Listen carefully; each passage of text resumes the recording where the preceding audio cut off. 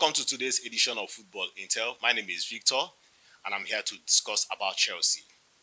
Well, it's no longer news that Chelsea had some unfortunate time recently with respect to their shirt.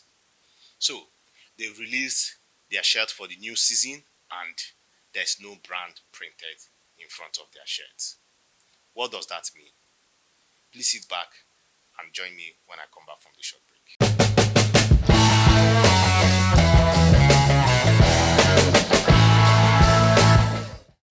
So, what then happens?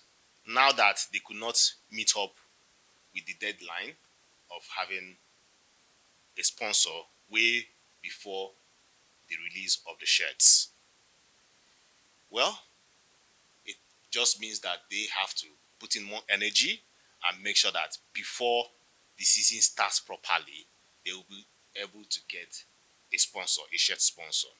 But now you ask, what are the implications? The implication is that most companies might want to price them down, knowing that, they might just be frustrated and, will I say, too pushy about it. So, persons out there, companies out there, we see them as a desperate brand. Well, that's something I want to say. Now, aside Chelsea, this thing has never happened in the Premier League history, especially for the top six. It has never happened. And that is why it is more like not nice for Chelsea fan, because this is a club that last season they were just 12th position in the league.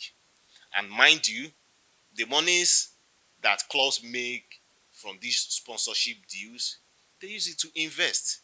Chelsea on their own has spent £600 million since the new administration came in. And this is an avenue for them to balance up their books, knowing that last season they made 40 million out of this deal. Yes, 40 million out of this deal.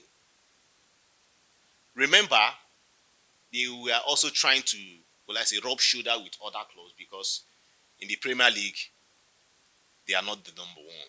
The number one with sponsorship deals like this is Manchester City with their Etihad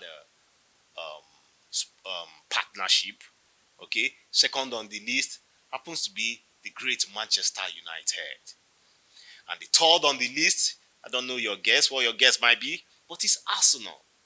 Before you now get Liverpool and surprisingly Tottenham before Chelsea. So, but in all this, it is really, really important that at the end of the day, Chelsea should find a way about it. But there is no two ways about it. Chelsea will be losing funds out of this. There are speculations out there that with 25 million, they might get a sponsor. But I don't think so. Personally, I think it might just be below that. Because what we are talking about here is that they will also want a club that can be able to pay. Mind you, what really caused is not that Chelsea did not put in some energy, but the brand that wanted to get their name on their shirts, that is Paramount Plus, it couldn't happen. Reason, because they felt that they would be breaching the agreement of the Premier League right holders. Yes, Paramount Plus is a media house, a media firm that streams. And mind you, they don't have any agreement to stream the Premier League over this season. So, the right owners, the PL, that's the Premier League right owners with respect to TV, might say, come on, why is another brand coming in while we are here? So that might cause some kind of litigation, and at the end of the day, a club like Chelsea now wouldn't want to start spending monies that they don't, in quotes, want to spend. Okay?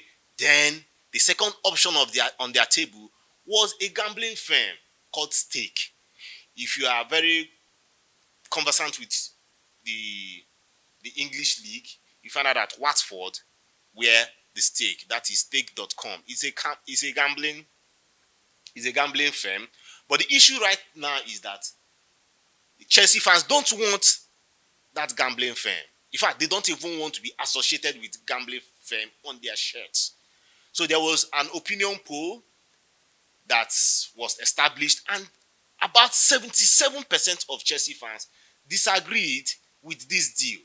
They say no, it's not going to happen, that they don't agree to such deal. And the club respected those fans. And I give it up for the club for listening to their fans. There are some club out there that might just be about the money, and forget that the fan base is truly the bedrock and the foundation of every club. So what happened? The fans did not agree to it, and it was even pinpointed that the website of Stake in the UK, the company that handles the website, is being owned or linked to a Chinese businessman who has been jailed recently for 18 years. Guess why? Because of illegal gambling and sponsoring of crime. So, what then happens for somebody like this being a partner with Stake? Oh, it was just at that point that everything went south. So, what next for Chelsea? Chelsea has said that the club, by the time they agree on the partner that will be on their shirts, that the fans will have to collect or buy the emblem or the stickers of the company. It seems laughable, my friend. How can I go out there to buy a label, then print it on my shirt? Or are they expecting me to hot steam it or iron it onto or gum it? I don't know. But yeah, it's laughable. They should hurry up and make this sorted out. Because yes, mind you, clubs make so much money by selling their club shirts. Right now, I'm not sure that most Chelsea fans will be interested in buying these shirts. And come to think of it, the league is almost here. Then you ask, lastly, what about crypto? Some crypto companies that came forth that they want to sponsor their brands on the shirt. But no, the Chelsea fans and the administration say no, that will not happen. Reason, I think, because remember, AC Roma had an issue about crypto company, I think Digibyte, for not coming, for not playing their role in the agreement. Why? Because they delayed in payment. So that might just be Chelsea fears. And you know, crypto is so volatile that anything can happen. So they don't really want to trend on that part. Well, this is something, it might look little, but it's something that at the end of the day, this should be sorted out way in time before the league starts proper. Thank you for your time. I remain Victor. Thanks for watching today's Football Intel episode. Bye for now.